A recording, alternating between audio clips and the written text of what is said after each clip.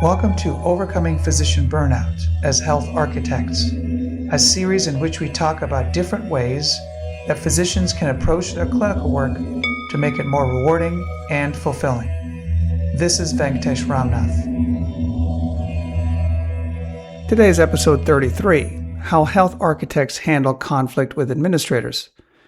If you prefer reading, I invite you to look at the written post, which also includes embedded links for references.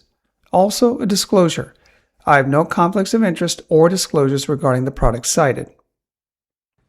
In the last episode, we explored how health architects navigate conflict, and we started with clinician peers. Today, we turn to a different, often more complex arena, conflict with hospital and health system administrators.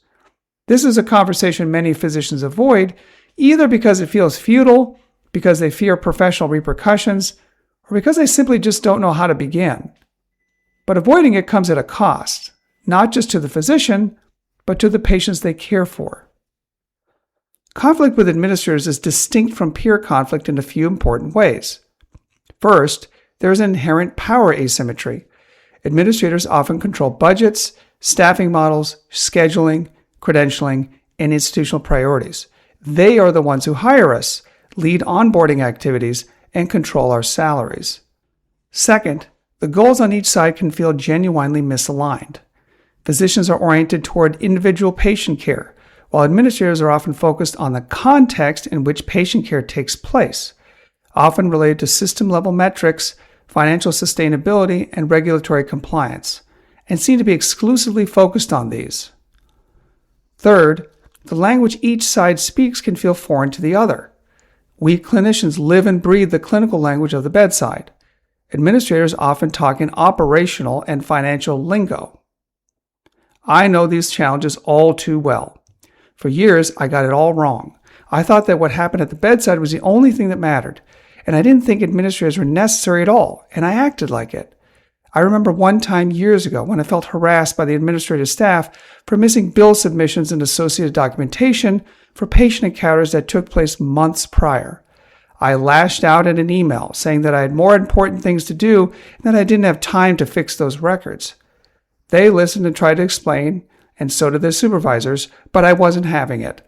They only stopped when I finally completed everything. But I was frustrated and angry.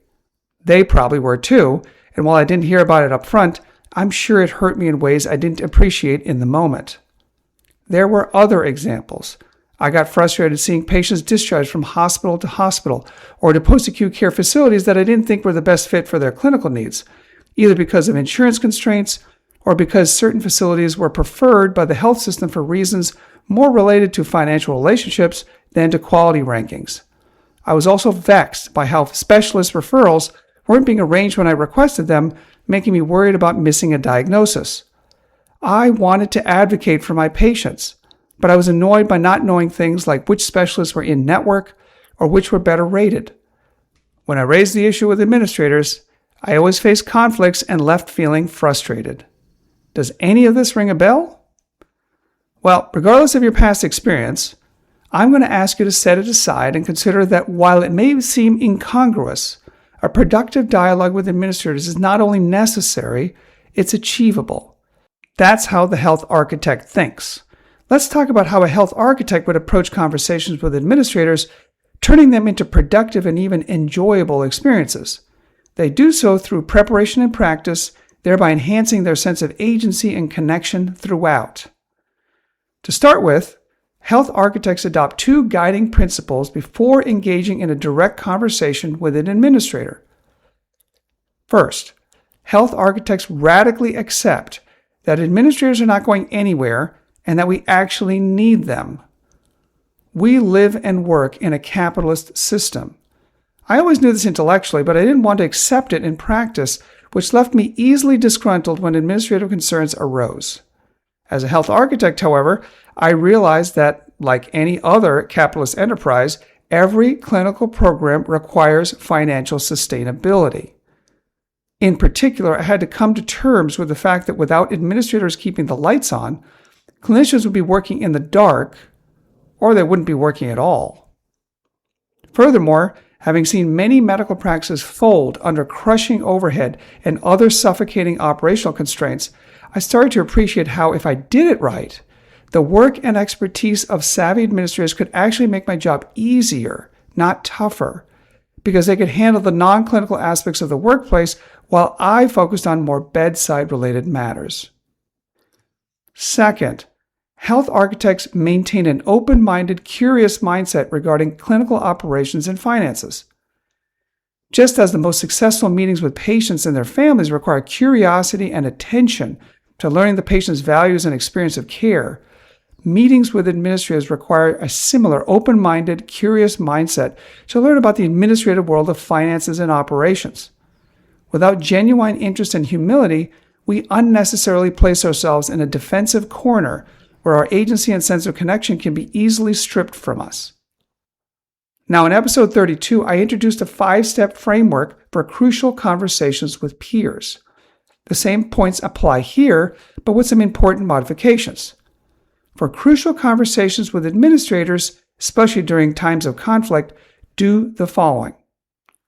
Number 1, slow down and identify the purpose and the goal of the interaction, not just to vent frustration. Physician-administrator conflict is often laden with accumulated frustration, not just about today's issue, but about years of feeling unheard. Before entering the conversation, ask yourself, what specific outcome am I hoping for from this particular interaction? Clarity of purpose is your anchor. Without it, the conversation can quickly devolve into grievance rather than problem solving. Number 2, apply a financial ops attitude to yourself and to the system. Just as I counseled my colleague in the antibiotic dispute of episode 32 to use a scientific attitude to challenge his own assumptions, the same applies here in the form of a financial ops attitude. This means learning some basic financial and operational concepts. From a financial perspective, know your program's revenues and costs, where and how the money is coming in, what it is being spent on, and why. From an operational perspective, think about what drives your program's supply and demand. Where are the resources coming from, whether personnel, equipment, or funds? And what are the drivers and roadblocks for the requested services, whether due to patient volumes, prevalence of certain illnesses, misaligned logistics, or other workflow issues? Once they learn the lay of the land, health architects then ask more targeted questions like the following. How can we optimize the primary revenue streams and minimize costs for my clinical program? For example, what coding and billing opportunities can improve the program revenue collections? Where are the costs that can be streamlined? And where and how can patient throughput be enhanced? These are not rhetorical questions. They are exploratory, constructive ones. The more a physician understands the financial and operational context, the less the power asymmetry with administrators, because you're no longer speaking from ignorant defensiveness, but from empowered credibility. Others see us not as an oppositional threat, but as an informed ally. Not only does this empower us in approaching others, but can also lead to a more formative understanding of the problems themselves. To be clear, this does not mean accepting the status quo. It means learning it well enough to challenge it credibly. Administrators are not always wrong, and when they are, you'll be far more persuasive in your argument when you stand on the same ground they are. Number 3, choose the right way to communicate. As with peer conflict, in-person communication is almost always superior to email or text, especially when the stakes are high. For example, a strongly worded email can feel like an ultimatum and close doors before they have a chance to open. On the other hand, a direct conversation, ideally requested in advance with a brief professional note describing the topic, signals respect and seriousness. It also gives both parties time to prepare. Number 4, use a shared language to frame questions and listen to the answers. Administrators often present ideas and solutions to each other in SBAR terms.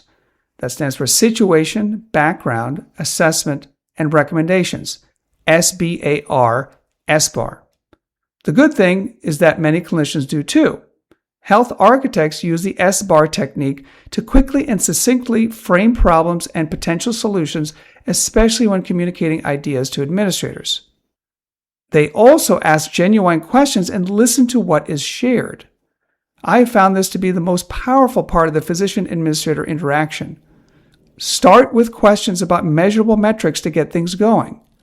As your familiarity and knowledge of revenues, costs, and operations of your clinical program grows, consider asking even deeper questions, such as the following. What is the payer mix of the served population, and how does that affect the program financials? Are some post-acute care facilities better than others? What staffing options exist when patient volumes surge? What are budgetary roadblocks to expanding services to a new service line? Asking questions like these isn't just informational. It also demonstrates interest, which is key to relationship building. In this respect, health architects are intentional in how they express themselves. Whenever possible, reframe clinical concerns in a way that administrators can relate to and understand more easily.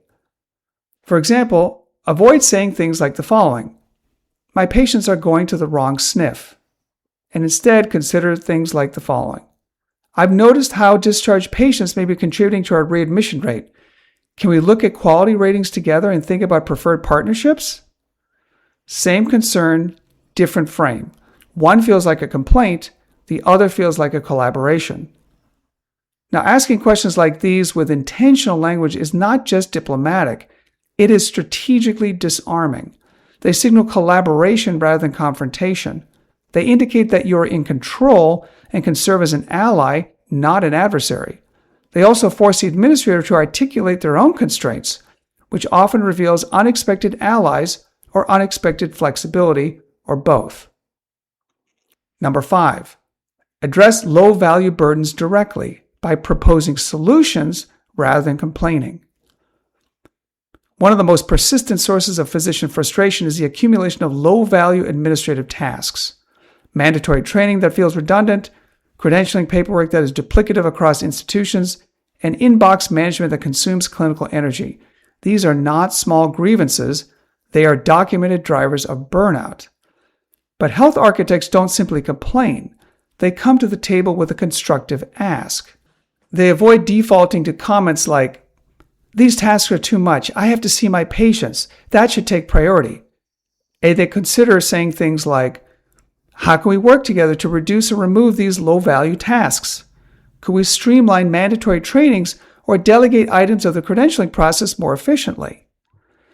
Coming with a proposal, even a partial one, changes the dynamic from adversarial to collaborative. I've found that cultivating this approach has not only led to solutions initiated by me, such as workflow redesigns or protocols, but also by them. For example, a lead administrator I work with recently reached out to me to ask how she and her team could offload our physician group from mundane tasks such as sending NPI updates, COI renewals, and other paperwork to medical staff officers, thereby leaving physicians more in the clear.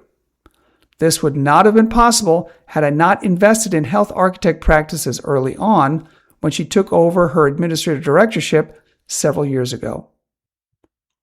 So in summary, identify goals over gripes, adopt a financial ops attitude, choose direct conversations over avoidance, frame issues and ask exploratory questions with curiosity and interest, and make proactive proposals rather than complaints to reduce low-value tasks. Together, these 5 points yield substantial benefits for physician-administrator solution building. Now, despite these approaches, some conflicts with administrators aren't bridgeable. This is usually when the issues are not about individual cases or policies, but relate to resource allocation at a structural level. They may stem from broader market forces, multi-institutional directives, or other systemic pressures beyond any particular individual's control. In these situations, health architects know their limits and choose their battles appropriately. Retaining a sense of agency in part means knowing when not to squander their limited energy. But health architects know that good relations with the administrators they work with directly can help here too. Collaborative connections provide insights and anticipatory actions that can save time and energy which helps us sleep better at night as well. Supportive administrators can help connect us with others who have greater authority to make changes, to whom we can offer improvement proposals. They can give us visibility into system processes, helping us differentiate true impasses from perceived ones. This can help us steer clear of avoidable pitfalls while keeping us on target for achievable goals. For example, my strong relationships with administrators allowed me to see early on that pursuing a new inpatient palliative care service and a more flexible APP staffing model during volume surges was inopportune and prohibitive from a total institution portfolio perspective. With administrators' help, instead of wasting more time or beating my head against the wall in angst, I shifted gears and focused my energies on other areas where system forces were more conducive, such as building a new outpatient pulmonary service line.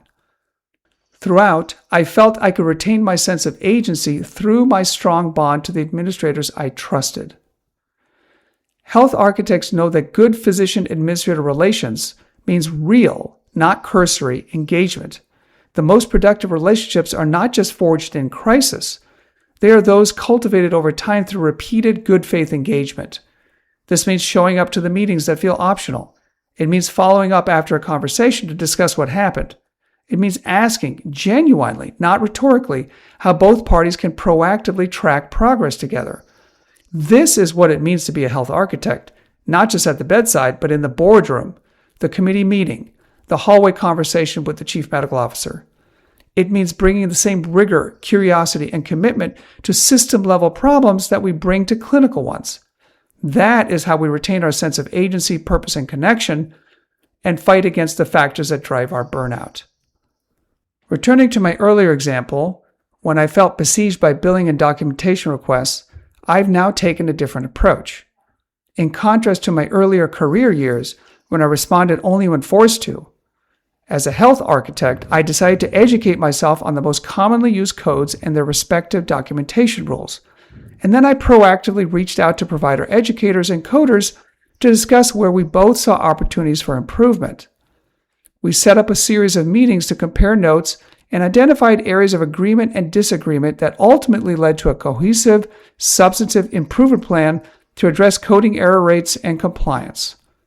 This then translated into meaningful fixes in the billing app we used to capture charges, making it easier and more accurate. As a result, the physicians in the group could now work less hard to enter billing codes, and the revenue could come in more easily. It turned out to be a win-win situation, since better collections ultimately led not only to administrator satisfaction, but also to physicians receiving an unprecedented incentive bonus upon achieving a year-end surplus. These meetings are not always easy, and not every issue is resolved. But they're often the beginning of something, and that feels better than being trapped with nothing and nowhere to go. That is often what health architect work looks like, not a single dramatic win, but a door opened, a relationship built, a process set in motion. Take-home point. The most powerful shift a physician can make in administrative relationships is moving from adversary to ally.